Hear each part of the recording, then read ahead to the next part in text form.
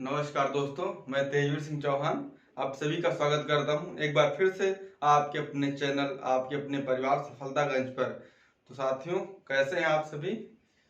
उम्मीद करते हैं अच्छे होंगे, अच्छी तरीके से आपकी पढ़ाई चल रही होगी। साथियों, वीडियो को ज़्यादा से ज़्यादा लाइक अवश्य करें, शेयर करें तथा सब्सक्राइब चैनल को अवश्य करें। और जो लोग नए हैं वीडियो पर, वो वीडियो को अंत तक अवश्य देखें। और आगे साथियों हम जारी करेंगे हिंदी को। तो जैसा कि हमने बात किया है पीछे संधि के विषय में, और वहां पर हमने स्वर संधि को पढ़ लिया है।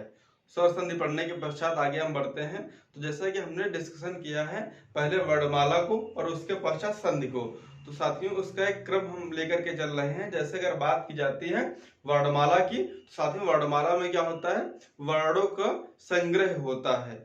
और वर्ण क्या होते हैं, भाषा की सबसे छोटी इकाई होते हैं।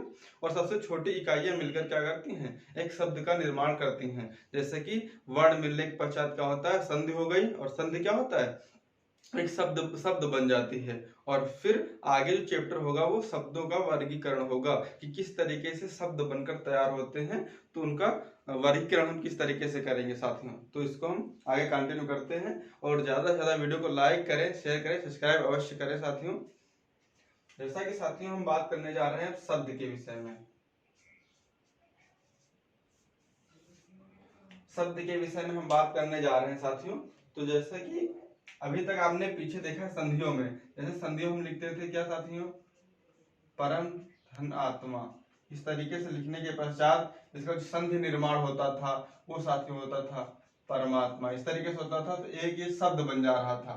तो ये जो शब्द बन जाते हैं, तो हम इसी पर चर्चा करेंगे कि शब्दों का वर्गीकरण किस तरीके से होता है। तो साथियों जैसे हम बात करें कि शब्द के कितने भेद होते हैं, तो साथियों बात आती है शब्द के दो भेद होते हैं। एक साथियों सार्थक होते हैं, एक सार्थक होते हैं साथियों, दूसरे निरर्थक होते हैं। निरर्थक होते हैं। तो साथियों हम हर बार आपसे एक बात अवश्य बोलते हैं कि हिंदी को पढ़ते समय आपको हिंदी के जो शब्द हैं उन पर विशेष ध्यान देना होता है। जैसे अगर हम बात करते हैं यहाँ पर सार्थक और यहाँ पर निरर्थक। साथियों सार्थक का आशय क्या होगा, जिसका कोई अर्थ है, जिसका कोई अर्थ है।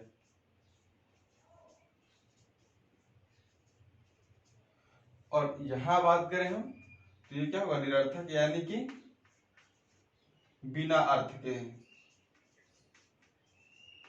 तो साथियों अगर हम बात करें कि शब्द के कितने भेद होते हैं, तो साथियों शब्द के दो भेद होते हैं, सार्थक और निरर्थक। सार्थक शब्द ऐसे शब्द होते हैं जिनका कोई अर्थ होता है, और निरर्थक शब्द ऐसे शब्द होते हैं जिनका कोई अर्थ नहीं होता है। अब जिनका कोई अर्थ नहीं होगा उनका मामला यहीं से समाप्त हो जाता है।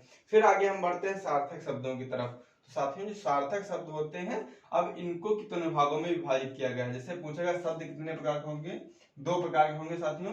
कौन कौन से, सार्थक और निरर्थक। तो सार्थक मतलब अर्थ के साथ, अर्थात जिनका अर्थ है, और निरर्थक अर्थात जिनका अर्थ नहीं है या बिना अर्थ के। साथियों से निरर्थक शब्द जैसे होते हैं, जैसे कई दफा होते हैं वाद्य यंत्रों की जो ध्वनियां होती हैं, जैसे कहें चटाचट फटाफट, इस तरीके से बहुत सारी ध्वनियां होती हैं वाद्य यंत्रों की। जैसे कहें टन टन, ये जो शब्द होते हैं क्या होगा, ये निरर्थक होंगे। टन टन कहने से क्या होगा, कोई आशय नहीं निकलेगा।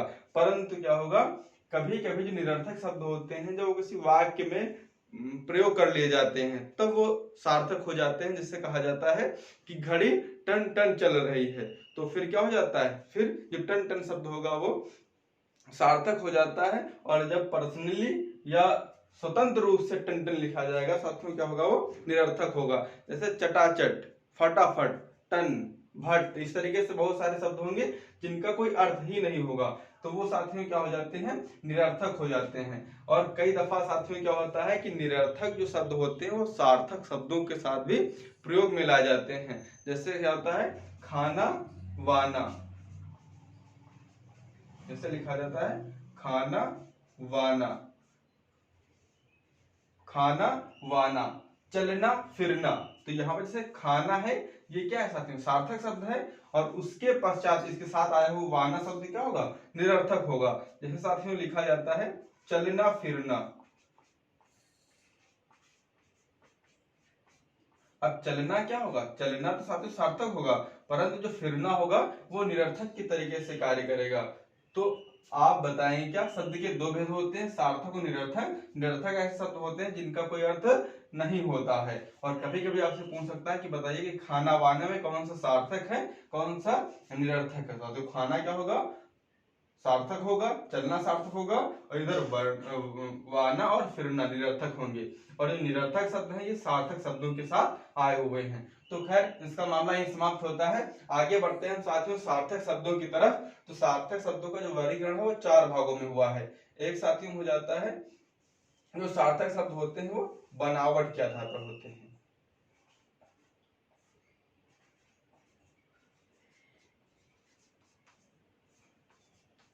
बनावट के आधार पर, और इन्हें आप रचना के अनुसार भी कह सकते हैं। रचना करना या बनावट। तो पहला जो भाग होता है सार्थक शब्दों का वो ये हो जाता है रचना या बनावट के आधार पर साथियों। तो इसमें होते तो 4 हैं, सार्थक शब्द होते हैं उनका वर्गीकरण 4 तरीके से हुआ है। पहला हम साथियों बात कर लेते हैं रचना या बनावट के आधार पर। साथियों क्या होगा, रचना या बनावट के आधार पर हम डिस्कशन करने जा रहे हैं सार्थक शब्दों को, और वो किसके अनुसार, वो भी बनावट या रचना के अनुसार साथियों। तो जैसा कि हमने बोला कि आप क्या करें, हिंदी में जो शब्द दिए हुए हैं उनकी प्रवृत्ति को, उनके अर्थ को बहुत ही समझना अनिवार्य है। जैसे कहें रचना मतलब कि किसी को बनाया जा रहा है, निर्माण किया जा रहा है, और दूसरा शब्द बनावट दिया हुआ है। तो यहाँ पर क्या होगा, यहाँ पर जो शब्द साथियों शब्द आएंगे वो 3 तरीके से आएंगे। बहुत अच्छी तरीके से ध्यान देना है। जो शब्द होंगे 2 प्रकार के होंगे। क्वेश्चन आएगा कि शब्द के कितने भेद होते हैं साथियों, 2 भेद होते हैं। कौन कौन से, सार्थक और निरर्थक। फिर बात आती है साथियों कि सार्थक शब्दों का वर्गीकरण कितने भागों में हुआ है, तो 4 भागों में। पहला जो है वो रचना के आधार पर। तो साथियों जो रचना के आधार पर शब्द होते हैं वो 3 भागों में है। जो पहला सार्थक शब्दों का जो पहला पार्ट है उसका वर्गीकरण भी 3 तरीके से साथियों हुआ है। जो पहला होता है साथियों वो होता है आपका रूढ़ि, रूढ़ि शब्द। यहाँ पर हम बात करें पहला क्या होगा, रूढ़ होगा। दूसरा साथी होता है यौगिक, और तीसरा साथी होता है योग रूढ़। ये 3 भागों में विभाजित हो जाते हैं रचना या बनावट के आधार पर बने हुए शब्द। तो साथियों जैसे अगर हम बात करें यहाँ पर रूढ़ की, यौगिक की और योग रूढ़ की। साथियों अगर बात आती है रूढ़ शब्द की, तो कहीं न कहीं आप रूढ़ शब्द का आशय समझें। रूढ़ मतलब क्या होता है, ऐसा शब्द जो विभाजित ना हो। रूढ़ मतलब आप सुने होंगे रूढ़िवादी परंपरा के, अर्थात मतलब कि उनमें कोई परिवर्तन नहीं होगा, और परिवर्तन होगा तो फिर उनका अस्तित्व खतरे में आ जाएगा साथियों। जैसे अगर हम रूढ़ शब्दों की बात करें तो रूढ़ शब्द वे शब्द होते हैं जिनका स्वतंत्र रूप में अर्थ होता है, और यदि उनको हम तोड़ दें या विभाजित कर दें तो वो अपना अर्थ देने में सक्षम नहीं होते। जैसे साथियों हम लिखे कलम, कलम लिखें, आम लिखें, पेन लिखें,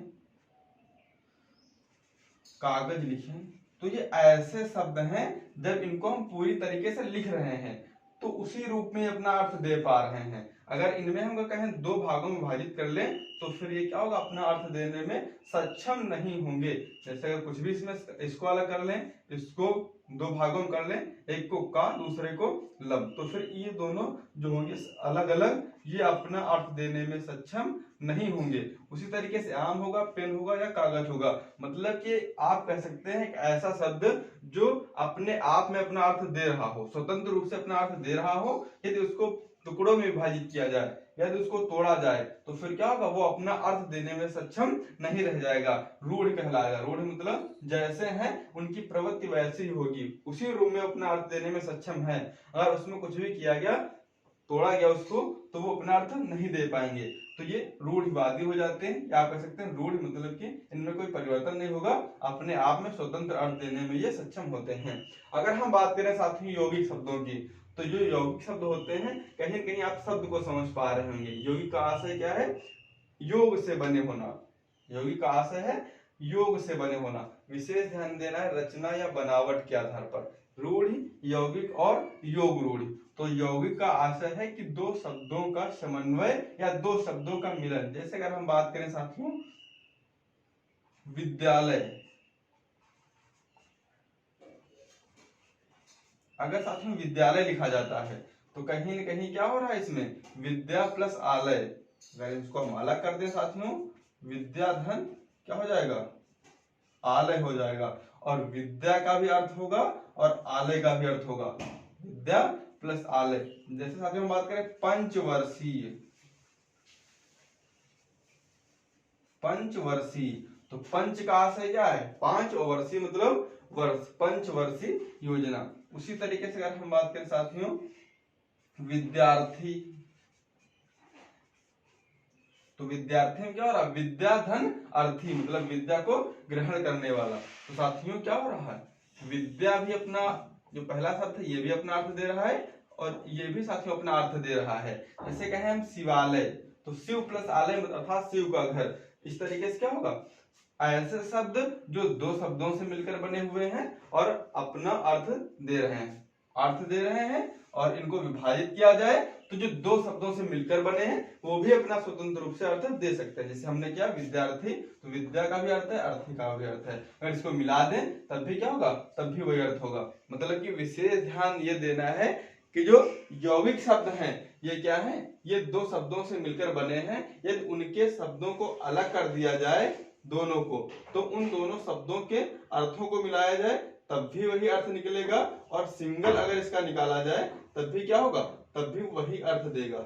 अगर साथियों हम क्या करें यहाँ पर हम विद्या प्लस अर्थी, विद्या को ग्रहण करने वाला, ये दो शब्दों में हमने इसका अर्थ लिया और यहाँ सिंगल अर्थ वही लिया विद्यार्थी। जैसे हमने क्या लिया साथियों, विद्यालय,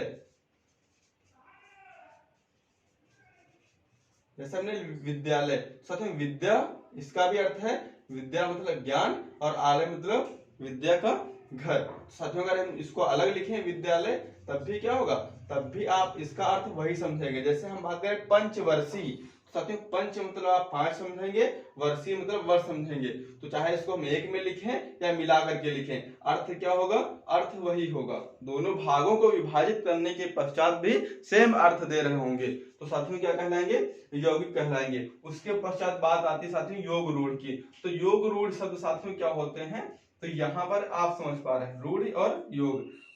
तो योग मतलब क्या हुआ है, कहीं ना कहीं योग हुआ है, और रूढ़। अब यहाँ पर क्या करना है, यहाँ पर आपको विशेष ध्यान देना है कि जैसे योग रूढ़ जो शब्द होते हैं उनका प्रयोग सीधे सीधे आप क्या करेंगे, बहुब्रीहि समास के जो उदाहरण होते हैं वो सारे क्या होते हैं, योग रूढ़ के होते हैं। अब बहुब्रीहि समास में साथियों क्या होता है, बहुब्रीहि समास में होता है कि जो दो शब्द होते हैं वो अपना अर्थ ना देकर किसी दूसरे शब्द का अर्थ देने लगते हैं। जैसे अगर हम बात करें यहाँ पर पंकज,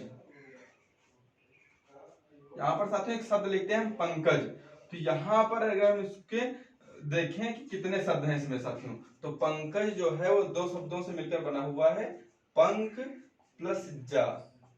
पंक का अर्थ क्या होता है साथियों, कीचड़, और जा का अर्थ क्या होता है, जन्म लेना। अर्थात क्या होगा, अब यहां पर अगर हम पंख का अर्थ लें मतलब कीचड़ और जन्म, तो फिर क्या होगा, इन दोनों को मिलाने से पंकज का अर्थ नहीं निकलेगा, क्योंकि पंख कीचड़ में बहुत सारी चीजें होती हैं। जैसे कि तालाब में क्या होता है, बहुत सारे जोंक टाइप में बहुत सारे जीव होते हैं, जलीय जीव होते हैं, तो उनका नाम ना लेकर हम एक विशेष अर्थ की ओर जा रहे होते हैं। क्योंकि बहुब्रीहि समास का नियम क्या होता है, जो शब्द होते हैं उनके अर्थ को छोड़ते हुए हम एक विशेष अर्थ की ओर जाते हैं, वही क्या कहलाता है, बहुब्रीहि कहलाता है। वैसे ही यहाँ पर हम पंख का अर्थ लें और जन्म, इसका जन्म का, तो बहुत सारी चीजें हो जाएंगी। लेकिन क्या होगा, हम एक विशेष अर्थ ले रहे हैं कि क्या ले रहे हैं, कमल ले रहे हैं। पंकज का अर्थ क्या है, कमल। तो फिर यहाँ पर क्या हो रहा है कि इन दोनों शब्दों के अर्थ के परे हम कोई तीसरा अर्थ ले रहे हैं, अर्थात बहुब्रीहि। तो फिर क्या होगा, योग रूढ़ होगा। जैसे साथियों होता है जलद,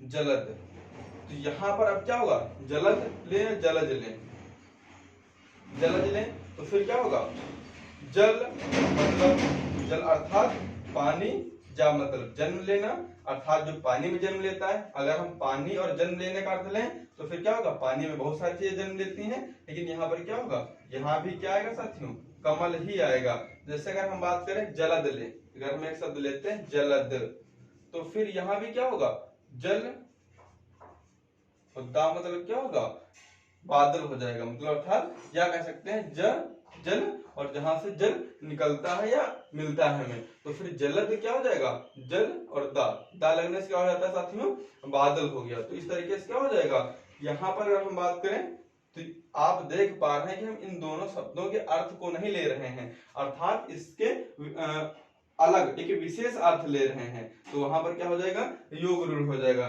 जैसे कि हम बात करते हैं दशानन की साथियों, दशानन बात कर लें तो यहाँ पर क्या होगा, इसका अगर हम शब्दों का अलग अलग करें तो क्या होगा, 10 प्लस आनंद, मतलब क्या हो जाएगा, 10 मतलब संख्या 10 नंबर हो गए, आनंद मतलब क्या होगा, सिर हो गए। तो यहाँ पर क्या करेंगे हम, ना 10 का अर्थ लेंगे ना सिर का अर्थ लेंगे, किसका लेंगे, सीधे एक विशेष अर्थ लेंगे, अर्थात रावण। बहुत सारे होते हैं इस तरीके से,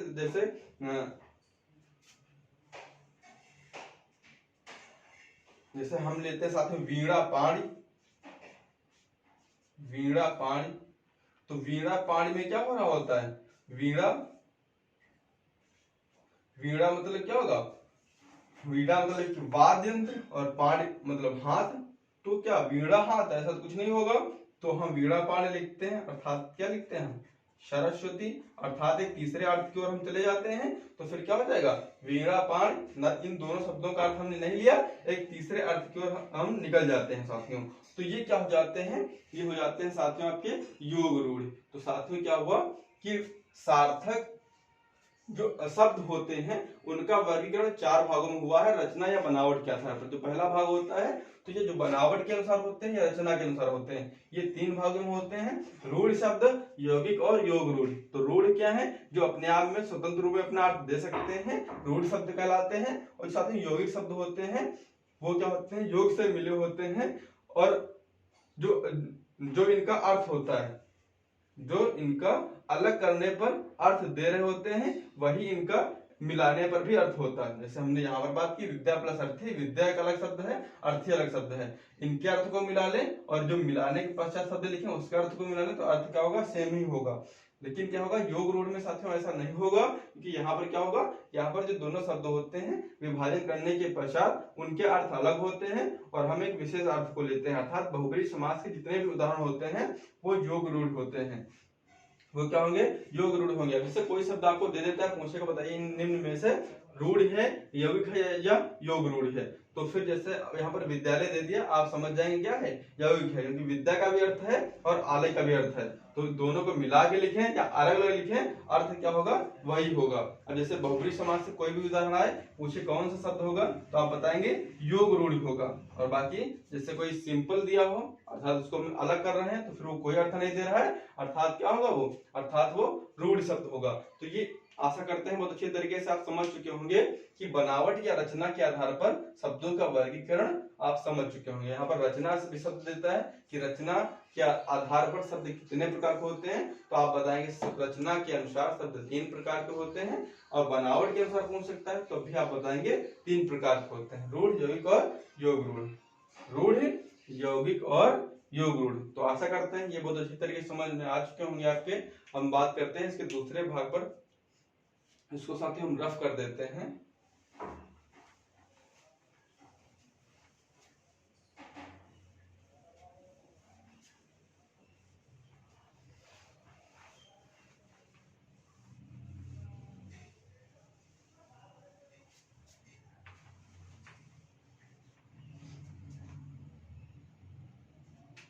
उसके बाद जो साथ ही दूसरा आता है वो होता है उत्पत्ति या इतिहास के आधार पर।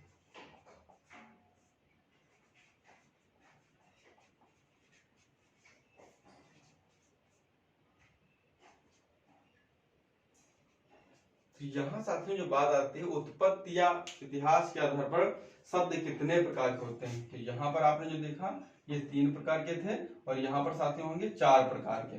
वो 4 प्रकार कौन कौन से होंगे, तो साथियों एक होता है आपका तत्सम, अलग लिख रहे हैं इसको हम, और ये होता है तद्भव, तत्सम, तद्भव, और एक होते हैं साथियों आपके देशज, और क्या होते हैं, और होते हैं आपके विदेशज। तो साथियों क्या हो रहा है यहाँ पर, उत्पत्ति। अब उत्पत्ति कब हुई, अर्थात इतिहास की बात कर रहे हैं, तो इतिहास शब्द भी दे सकता है कि आधार पर शब्द है वो 4 तरीके से हैं। हमने इनको अलग लिखा है, तत्सम, तद्भव, देशज और विदेशज, क्योंकि इसका हमें अर्थ आपको समझाना है साथियों। तो यहाँ पर जैसा कि आप हमने बोला है, आपको क्या करना है, शब्दों के अर्थ पर विशेष ध्यान देना है। तो यहाँ पर जैसे साथियों लिखा हुआ है तत्सम, तत् और सम, तो तत् का अर्थ क्या होता है, तत् का अर्थ होता है उसके, और सम मतलब समान, क्या होगा, उसके, सम का अर्थ क्या है, समान। अब किसके समान, अर्थ तो निकला कि उसके समान, परंतु किसके समान, तो संस्कृत के समान, अर्थात संस्कृत भाषा के वे शब्द जो सीधे सीधे हिंदी भाषा में प्रयोग कर लिए गए हैं तत्सम शब्द कहलाते हैं। क्या कहलाएंगे, तत्सम शब्द। हालांकि इसकी वीडियो में आगे एक और देंगे, वहां पर हम तत्सम, तद्भव, देशी विदेशी शब्दों पर डिस्कशन करेंगे। लेकिन अभी क्या करें, हम शब्दों के वर्गीकरण को समझ रहे हैं, कितने भागों में विभाजित होता है। तो साथ में यहाँ पर क्या हुआ, आपने समझा तत्सम अर्थात उसके समान, तो किसके समान, संस्कृत के समान, अर्थात संस्कृत भाषा के सब वे शब्द जिनका प्रयोग बिना रूपांतरण के हिंदी भाषा में कर दिया गया है, क्या कहलाएंगे, तत्सम कहलाएंगे। जैसे साथियों होता है हस्त, हस्त, जैसे दिया होता है आम, जैसे दिया होता है सूर्य, जैसे दिया होता है फल, पुष्प, इस तरीके से बहुत सारे शब्द होंगे तत्सम, अर्थात जो संस्कृत भाषा में, अब इनका अगर हम संस्कृत देखें तो ये इसी रूप में संस्कृत में भी प्रयोग होते हैं, और यही रूप हिंदी में प्रयोग होने लगा तो क्या हो गए, तत्सम हो गए। उसके बाद साथियों तद और भव, तद भव, तद मतलब उसमें, भव मतलब होना, अर्थात किसमें होना, अब परिवर्तन होना इसमें। अब किसमें परिवर्तन होना, जैसे संस्कृत वाले क्या थे, जो संस्कृत के शब्द थे वो हिंदी में आ गए, और जब हिंदी में क्या हुआ, हिंदी में भव मतलब होना, क्या हुआ, परिवर्तन हुआ, अर्थात जो संस्कृत के शब्द थे वो जब हिंदी में आ गए तत्सम कहलाए, और फिर उन्हीं शब्दों में जब क्या हुआ, परिवर्तन हो गया, तद्भव, उसमें होना अर्थात क्या होना, परिवर्तन होना। जब परिवर्तन हो गया तब वो क्या कहलाए, तब साथियों वो कहलाए तद्भव। जैसा कि थोड़ा एक बेसिक सा एग्जांपल हम लेते हैं, जैसे गांव में होता है, बहुत सारे लोगों के नाम होते हैं, बहुत सारे लोगों के नाम होते हैं, तो फिर उनको नाम को हम आवाज देने के लिए क्या करते हैं, उनका कुछ नाम होता है। जैसे किसी का नाम होता है कल्लू, तो हम लोग क्या कहते हैं, थोड़ा इजी करने के लिए कल्लुआ कह देते हैं, कह देते हैं ना। हालांकि किसी का नाम हो तो बुरा मानिएगा, एग्जाम्पल है बहुत अच्छी तरीके से समझने के लिए। तो वहां पर क्या हो रहा होता है, वहां पर हम अपनी भाषा को या बोलने के लिए या अपने उच्चारण को थोड़ा आसान बनाने के लिए हम करते हैं उसमें परिवर्तन। वही परिवर्तन क्या कहलाता है साथियों, वही परिवर्तन तद्भव कहलाता है। ऐसे बहुत सारे नाम होते हैं, शब्द होते हैं जो थोड़ा हमें उच्चारण करने में दिक्कत दे रहे होते हैं, तो थोड़ा उनको हम आसान करने के लिए क्या कर देते हैं, उनको हम आसान करने के लिए परिवर्तित कर देते हैं। जैसे यहाँ पर हम, अगर यहाँ पर हस्त हो तो हमने तद्भव में क्या कर दिया, हाथ कर दिया, आम्र का हमने क्या कर दिया, आम कर दिया, सूर्य क्या हमने सूरज कर दिया, फल का हमने फली है, और पुष्प का फूल कर दिया हमने। तो इस तरीके से क्या हुआ, बहुत सारे शब्दों को हमने परिवर्तित कर दिया। तो जो शुद्ध संस्कृत के हैं वही तत्सम है, और जो अब संस्कृत में ना होकर के उनमें कुछ परिवर्तन हो चुका है वो तद्भव कहलाते हैं साथियों। उसके बाद हम बात करेंगे देशज और विदेशज की। साथियों ये है, आपको थोड़ा समझना है कि क्वेश्चन से आएगा कि बताइए कि तत्सम शब्द क्या होते हैं, डिफिनेशन पूछेगा। तो वे शब्द जो संस्कृत भाषा के ज्यों के त्यों हिंदी में प्रयोग किए जाने लगे क्या कहलाएंगे, तत्सम कहलाएंगे। तो आपको यहाँ से डिफिनेशन समझ में आ जाएगी, और उसके बाद इसको पहचानना किस तरीके से है उसके ऊपर हम अगली वीडियो लेकर के आएंगे, आगे वीडियो हम लेकर के आएंगे, उसमें डिस्कशन कर लेंगे हम। तो जैसे अगर हम बात करें साथियों देशज की, तो फिर हमने बोला है कि आप क्या करें, हिंदी में शब्दों के अर्थ पर विशेष ध्यान दें। तो देश मतलब देश, और जन्म मतलब जन्म लेना, अर्थात क्या हो जाएगा, ऐसे शब्द जिनका उद्भव या जिनका जन्म खुद के देश में हुआ है वो क्या कहलाएंगे, देशज। इसमें कुछ शब्द होते हैं, जैसे होता है साथियों डिबिया, खिड़की, तेंदुआ, लोटा, आदि शब्द होते हैं। तो इस तरीके से इनको थोड़ा हालांकि याद ही करना पड़ेगा। ऐसे कुछ शब्द होते हैं जो एग्जाम में आते रहते हैं, बताइए देशज है विदेशज है, तो हालांकि तत्सम तद्भव थोड़ा समझ जाएंगे, थोड़ा प्रैक्टिस कर लेंगे। और देशज ऐसे शब्द होते हैं जिनका उत्पत्ति हमारे देश में हुआ है, तो वो क्या कहलाएंगे, देशज कहलाएंगे। उसके बाद साथ में अगर हम विदेशज की बात करें तो विदेश मतलब आप समझ रहे हैं बाहर की कंट्री, और जब मतलब जन्म लेना। अब बाहर की कंट्री का आशय क्या है कि जैसे कि हमारे देश के ऊपर आपको पता है बहुत सारे आक्रांताओं ने आक्रमण किया, और उसी आक्रमण के दौरान क्या हुआ, उनकी भाषा, शैली, संस्कृति, सभ्यता, बहुत सारी चीजें हमारे देश में विलीन होती गई। तो जैसा कि हम बात करें कि हिंदी जो है, हिंदी में 85% 85% जो शब्द होते हैं वो हिंदी के होते हैं, बाकी जो 15% होते हैं वो अदर देशों की अदर भाषाओं के शब्द होते हैं जिनको हमने हिंदी में प्रयोग कर लिया है साथियों। तो जैसे विदेशज मतलब उसी 15% पर हमें ध्यान देना है कि जैसे विदेशज में बहुत सारे शब्द होते हैं, जैसे पुर्तगाली शब्द हो जाते हैं, कैंची हो गई, इस तरीके से जैसे रिक्शा हो गया जापान का, जैसे चाय हो गई, इस तरीके से चीन के, और बहुत सारे इंग्लिश वर्ड होते हैं। तो इस तरीके से क्या होगा, उन्हीं विदेशज को हमें पहचानना होता है। तो विदेशज मतलब जैसे होता है, अब जैसे इंग्लिश वर्ड होते हैं साथियों, तो इंग्लिश वर्ड होता है जैसे क्या होता है, मास्टर हमने प्रयोग में ले लिया। ऐसा क्या होता है, स्टेशन, स्टेशन हो गया, कैंची हो गई, रिक्शा हो गया, चाय हो गई। तो इस तरीके से बहुत सारे शब्द हैं विदेशी, उनके ऊपर भी हम आगे बात करेंगे।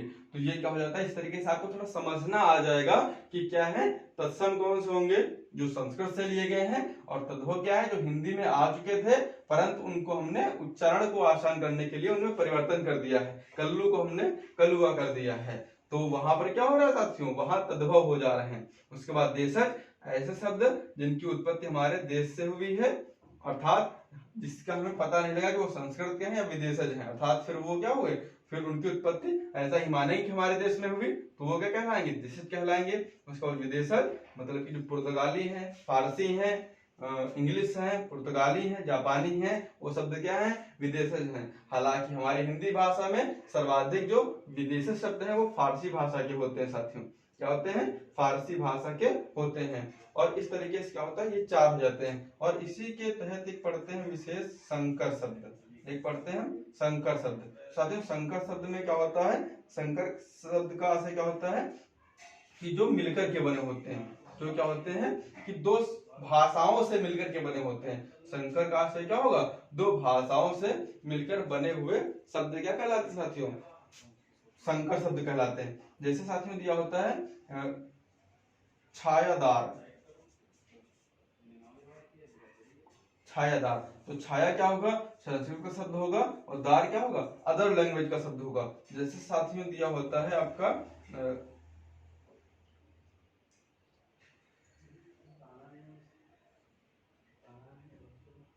टिकट घर, टिकट घर। अब घर क्या होगा, अदर लैंग्वेज होगा, टिकट क्या होगा, इंग्लिश लैंग्वेज है। तो इस तरीके से क्या हो रहा है, जो टिकट घर है वो दो भाषाओं के शब्दों से मिलकर के बना हुआ एक शब्द है, तो ये क्या कहलाएगा, संकर शब्द कहलाएगा। कभी क्वेश्चन आए सचिन संकर शब्द क्या होते हैं, तो संकर शब्द वे संकर शब्द होते हैं जिनका निर्माण दो भाषाओं के शब्दों से मिलकर के बना हुआ है, वो साथियों क्या कहलाएंगे, संकर शब्द कहलाते हैं। तो इस तरीके से क्या होता है, उत्पत्ति के आधार पर भी हम शब्दों का वर्गीकरण देख लेते हैं कि उत्पत्ति के आधार पर कितने होंगे, 4 होंगे, तत्सम होंगे, तद्भव होंगे, देशज होंगे और विदेशज होंगे। और एक विशेष प्रकार होता है संकर टाइप के वर्ड। तो इस तरीके से क्या होता है, 4 आएंगे इसमें, और कभी कभी ये भी आता है जिसको आप अलग से पहचान लेंगे, नोट करके लिख लेंगे, और आप चाहे तो स्क्रीनशॉट ले सकते हैं। और उसके पश्चात हम आगे बढ़ते हैं, इसको रफ करते हैं साथियों।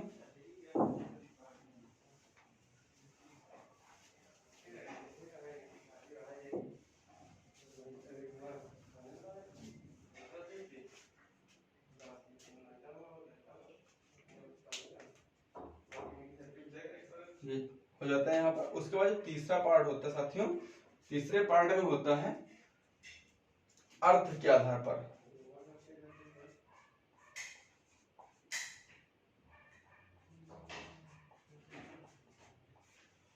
अर्थ के आधार पर शब्द, इनकी हम बात करते हैं दोस्तों। तो यहाँ पर भी क्या होगा, यहाँ भी ये 4 भागों में विभाजित हुआ होगा।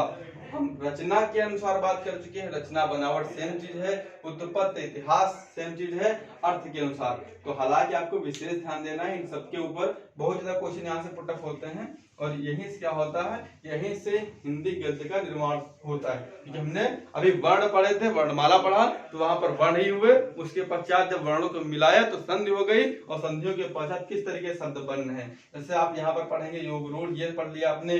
उत्पत्ति के आधार पर आपको तत्सम तद्भव पढ़ना है, देश विदेश पढ़ना है। उसके बाद हम बात करने जा रहे हैं अर्थ के आधार पर। तो अर्थ के आधार पर साथियों 4 प्रकार के हो जाते हैं। एक होता है साथियों आपका एकार्थी शब्द,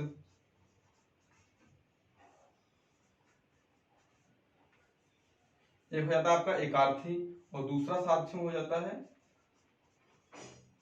अनेकार्थी, और तीसरा साथियों हो जाता है विपरीतार्थी, और चौथा साथियों हो जाता है आपका समानार्थी। समानार्थी। अब यहाँ पर एकार्थी का आशय क्या है, शब्द से समझ पा रहे होंगे। एकार्थी मतलब क्या होगा, जिसका एक अर्थ हो। अनेकार्थी मतलब कि जिसके अनेक अर्थ हों। और विपरीतार्थी जो विलोम हो। और समानार्थी जिसका समान अर्थ हो, जिसका क्या हो, समान अर्थ हो। तो समान अर्थ मतलब पर्यायवाची हो जाएंगे, अनेकार्थी मतलब जिनके अनेक अर्थ हों। तो ऐसा शब्द जिसका एक शब्द हो उसके अनेक अर्थ हो तो अनेकार्थी। और विपरीतार्थी अर्थात क्या कहेंगे आप इसको विलोम शब्द कहेंगे। और यहाँ पर क्या कहेंगे आप, पर्यायवाची शब्द। ये पर्यायवाची हो जाते हैं। तो यहाँ पर जैसे हम बात करें एकार्थी शब्द की, तो अब एकार्थी शब्द कौन से होंगे, जिनका एक अर्थ हो। जैसे फिर हम बात कर लेते, जैसे जो शब्द रूढ़ शब्द थे, यहाँ पर हमने रचना या बनावट के अनुसार देखा था, जो शब्द रूढ़ शब्द थे वही साथियों क्या है, वही एकार्थी हैं। अब वहां पर बात आएगी रचना के आधार पर, बनावट के आधार पर, तो उन्हीं शब्दों का हम प्रयोग कर सकते हैं। और यहाँ पर अर्थ के अनुसार आए और एकार्थी में पूछा जाए तब भी क्या होगा, तब भी हम उनका प्रयोग कर सकते हैं। जैसे यहाँ अगर हम बात करें आम की, तो आम एक ऐसा शब्द है जिसका एक ही अर्थ है। अगर यहाँ पर हम कलम की बात करें, यहाँ अगर हम किताब की बात करें, तो ये शब्द क्या है, टेबल की बात करें, पेन की बात करें, तो ये शब्द क्या है, इन शब्दों का एक ही अर्थ है। इन शब्दों का एक ही अर्थ है। और हमने रूढ़ में भी बताया था, रूढ़ में क्या होगा, यहाँ पर हम देख पा रहे हैं किसके अनुसार, अर्थ के अनुसार। वहां पर हम बनावट के अनुसार देख रहे थे। तो उनकी बनावट ऐसी थी कि उनको तोड़ेंगे तो कोई अर्थ नहीं निकलेगा। और यहाँ पर क्या है, यहाँ पर अर्थ के अनुसार देख रहे हैं, तो अर्थ अर्थात एकार्थी मतलब कि एक ही अर्थ होना चाहिए। तो ये तो हो जाता है। उसके बाद हम बात करते हैं अनेकार्थी की, मतलब कि शब्द एक हो और उसके अर्थ अलग हो। जैसे अगर हम बात करें यहाँ पर हार की, तो यहाँ पर हार लिख देते हैं, तो इसके साथ में 2 अर्थ हो जाएंगे। एक क्या होगा, एक गले का हार हो जाएगा, और दूसरा क्या होगा, दूसरा पराजय। दूसरा क्या होगा, दूसरा पराजय वाला हो जाएगा। तो यहाँ पर एक शब्द ये होगा अर्थ, दूसरा अर्थ यहाँ पर निकल के आएगा। साथियों जैसे अगर हम बात करें अर्थ की, अर्थ, तो अर्थ शब्द का आशय क्या होता है, एक तो होगा मतलब या मीनिंग, और दूसरा क्या होगा, दूसरा होगा संपत्ति या धन। इस तरीके से होगा। तो यहां पर क्या होगा, ऐसे शब्द जिनका अर्थ एक से अधिक हो अनेकार्थी कहलाएंगे। एकार्थी में अर्थ एक ही है, एकार्थी हो गए। जहां पर अर्थ अनेक हैं, अनेकार्थी हो गए। बाकी विपरीत में आप जानते ही हैं, विलोम, जैसे रात का क्या हो जाएगा, दिन हो जाएगा। दुख का क्या हो जाएगा, सुख हो जाएगा। हर्ष का विषाद हो जाएगा। तो ये तो आप अच्छी तरीके से समझ रहे हैं कि विलोम क्या होते हैं। तो विलोम आप समझ चुके।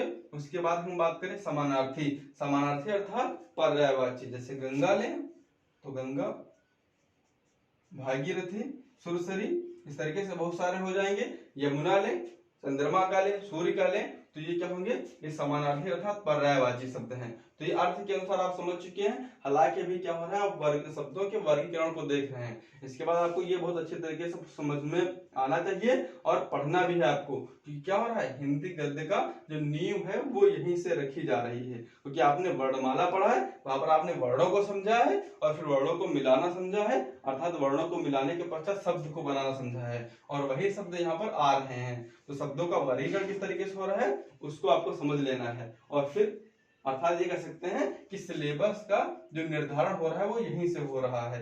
कि यहाँ पर आपने देखा कि शब्द उत्पत्ति के आधार पर आपने तत्सम तद्भव देश विदेश देखा है, अर्थ के आधार पर आप इन शब्दों को देख रहे हैं, और इनमें आपको समझ में आता होगा कि विपरीतार्थी अर्थात विलोम शब्दों को पढ़ना होता है और समानार्थी पर्यायवाची पढ़ना होता है, कोई दफा अनेकार्थी भी आ जाते हैं तो इनको भी पढ़ना होता है। क्वेश्चन आएगा कि अर्थ के आधार पर शब्दों का वर्गीकरण कितने भागों में हुआ है, तो 4 भागों में हुआ है। तो इस तरीके से अभी आप रूपरेखा तैयार कर रहे हैं, इसको समझ लेते हैं।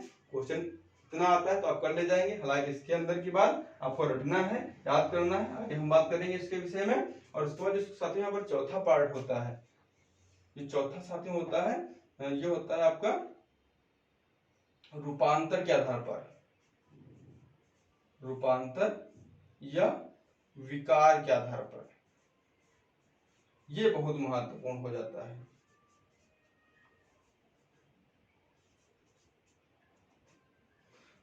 रूपांतर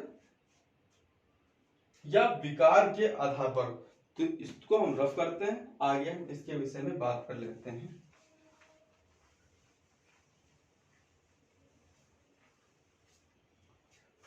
तो साथियों यहाँ जो बात आती है, यहाँ जो शब्दों का विभाजन है वो 2 भागों में हुआ है। तो रूपांतर के आधार पर या विकार के आधार पर जो शब्द हैं वो 2 भागों में विभाजित हुए हैं। जो पहला साथियों है वो है विकारी,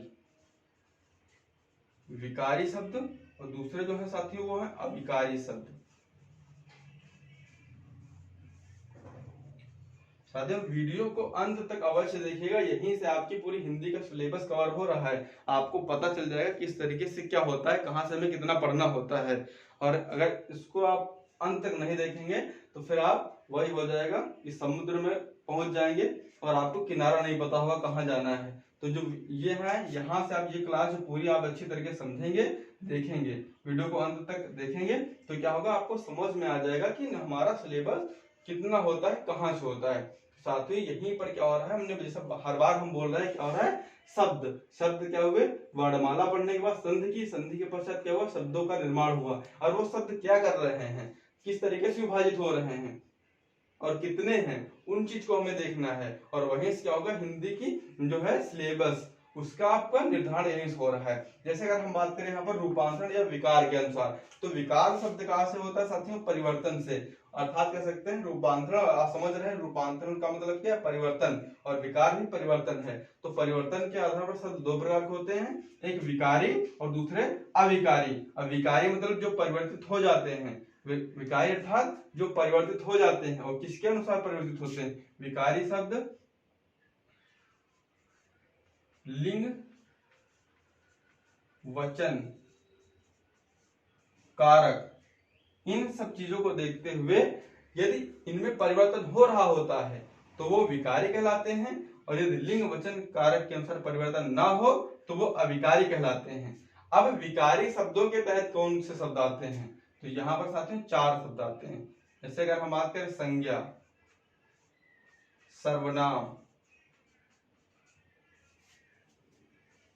क्रिया, विशेषण, ये साथियों क्या हो जाते हैं, ये विकारी शब्द होते हैं। ये क्या होते हैं, विकारी शब्द होते हैं। अभी हम इसी को देखते हैं, ये क्या हो रहा है साथियों, विकारी शब्द हैं। अब विकारी क्या है कि इसमें लिंग वचन कारक के अनुसार परिवर्तन हो रहा होता है। जैसे संज्ञा होती है, क्या संज्ञा किसी व्यक्ति वस्तु स्थान का नाम होता है, तो उसमें क्या होगा, उसमें लिंग वचन कारक के अनुसार परिवर्तन हो जाएगा। जैसे लिखा जाए सीता, सीता क्या है, एक संज्ञा है कि किसी का नाम है, और इसमें क्या होगा, लिंग वचन कारक के अनुसार परिवर्तन हो जाएगा। तो अब किसमें परिवर्तन होगा, क्रिया में आपको परिवर्तन देखने को मिलेगा। जैसे ये क्या है, ये अगर एक फीमेल है तो यहाँ पर क्या होगा, इसके अनुसार लिखा जाए सीता स्कूल जाती है, स्कूल जाती है। तो यहाँ पर आप किसके अनुसार लिख पा रहे हैं, आप लिख पा रहे हैं लिंग के अनुसार, क्योंकि आपको इसका जेंडर डिसाइड है कि ये फीमेल है, तभी आप लिखते हैं सीता स्कूल जाती है।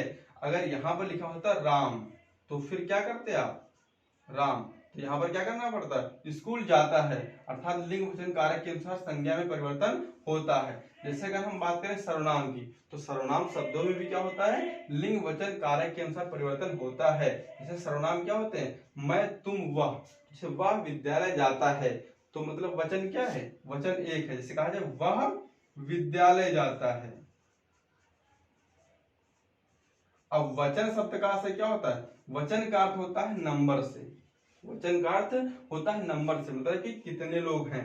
जैसे वह विद्यालय जाता है अर्थात एक है, अगर यहाँ पर हो जाता वे विद्यालय जाते हैं तो फिर यहाँ पर क्या होता, जाता है जगह पर जाते हैं करना पड़ता, क्योंकि हम देख पा रहे हैं कि वे विद्यालय जाते हैं। अब यहाँ पर क्या हो रहा है, यहाँ पर वचन मतलब कि नंबर चेंज हो रहा है। अभी क्या था, एक था, अब ये एक से ज्यादा हो रहे हैं, मतलब कि बहुवचन हो रहे हैं। तो यहाँ पर क्या होगा, जो वे है, जो वह था, ये क्या था, सर्वनाम था, और इसी सर्वनाम में परिवर्तन हो रहा है किसके अनुसार, लिंग वचन कारक के अनुसार परिवर्तन हो रहा है। जैसे अगर हम बात करें क्रिया की, तो हमने बोला जाता है अर्थात क्या है, लड़का होगा, जब उसका लिंग जेंडर चेंज होगा तो जाति हो जाएगी, जब एक वचन होगा तो क्या होगा, तब जाता है, जब बहुवचन कर दें वचन के अनुसार तो क्या हो जाएगा, जाते हैं, अर्थात क्या होगा, क्रिया में परिवर्तन हो रहा होगा। और विशेषण क्या होते हैं, विशेषण होते हैं जो संज्ञा अथवा सर्वनाम की विशेषता बतलाते हैं। जैसे कहा जाए किताब अच्छी है, किताब अच्छी है, यह हमने लिखा किताब अच्छी है, मतलब कि किताब की विशेषता है। अब अच्छी है क्यों लगाया, क्योंकि हम किताब क्या मानेंगे, फीमेल मानेंगे, तो फिर क्या होगा, अच्छी है। अब यहाँ पर क्या है, यही तो विशेषण है, क्योंकि किताब की विशेषता बतला रहा है तो ये विशेषण है। और यहाँ पर क्या है, किताब अच्छी है, लेकिन यहाँ पर यदि होता उपन्यास, मतलब कि अब इसका हम लिंग चेंज करें तो क्या हो जाएगा, उपन्यास।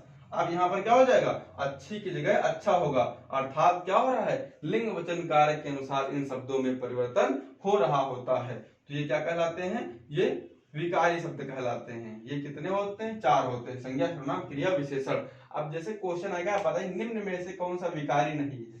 तो यहाँ पर संज्ञा सर्वनाम क्रिया विशेषण, ये क्रिया विशेषण दोनों चीजें अलग अलग है तभी चार हैं। और अविकारी में एक शब्द होता है क्रिया विशेषण, तो यहाँ पर क्या करेगा, यहाँ पर संज्ञा सर्वनाम और क्रिया और फिर क्रिया विशेषण दे देगा, तो वहां पर क्या हो जाएगा, वहां पर क्रिया विशेषण विकारी शब्द नहीं होगा, क्योंकि संज्ञा सर्वनाम क्रिया और विशेषण ये चार है। और जब इनको मिला के लिख देगा, अविकारी का शब्द यहाँ पर एक डाल देगा, पूछेगा बताइए निम्न में से कौन सा विकारी शब्द नहीं है, तो फिर आपको वहां पहचानना जरूरी हो जाएगा, नहीं तो क्वेश्चन गलत हो चुका होगा। तो साथियों क्या करना होगा, विकारी शब्दों को आपको ध्यान में रखना है कि विकारी जिनमें परिवर्तन होता है, और भी परिवर्तन किसके अनुसार, लिंग वचन कारक के अनुसार जिन शब्दों में परिवर्तन होता है वो क्या कहलाते हैं, वो विकारी शब्द कहलाते हैं। कौन कौन से होते हैं, संज्ञा सर्वनाम क्रिया और विशेषण, ये विकारी है और इसमें लिंग वचन कारक के अनुसार परिवर्तन हो रहा होता है। और इसका जो साथी दूसरा पार्ट होता है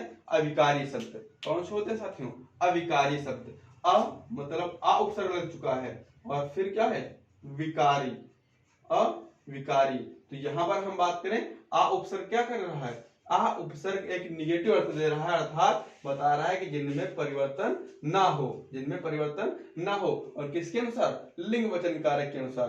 तो ये साथियों शब्द कितने होते हैं, ये भी चार होते हैं। ये कौन कौन से होते हैं साथियों, ये होते हैं आपके क्रिया विशेषण, क्रिया विशेषण होता है आपका, और होता है आपका समुच्चय बोधक,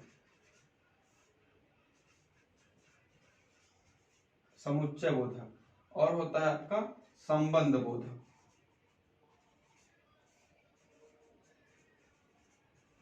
संबंध बोधक, और होता साथियों विस्मयाद बोधक,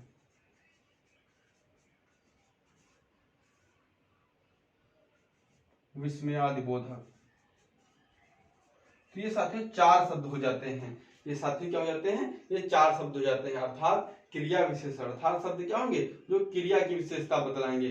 तो हम आगे बात करेंगे इनके विषय में। जैसे अगर हम बात करेंगे, इनमें लिंग वचन कार्य के अनुसार इनमें परिवर्तन नहीं होता है। इनमें हमने आपको दिखा दिया है, बता दिया है कि इनमें परिवर्तन हो रहा होता है किसके अनुसार, लिंग वचन कार्य के अनुसार, परंतु अविकारी शब्दों में लिंग वचन कार्य के अनुसार परिवर्तन नहीं होता है। तो आपको ये याद रखना है कि अविकारी शब्द कौन से नहीं होते हैं या कौन से होते हैं। तो 4। अब यहाँ पर क्रिया विशेषण है जो एक शब्द है, और यहाँ पर क्रिया विशेषण ये क्या है, ये अलग अलग हैं। तभी क्या होता है 1, 2, 3 और 4।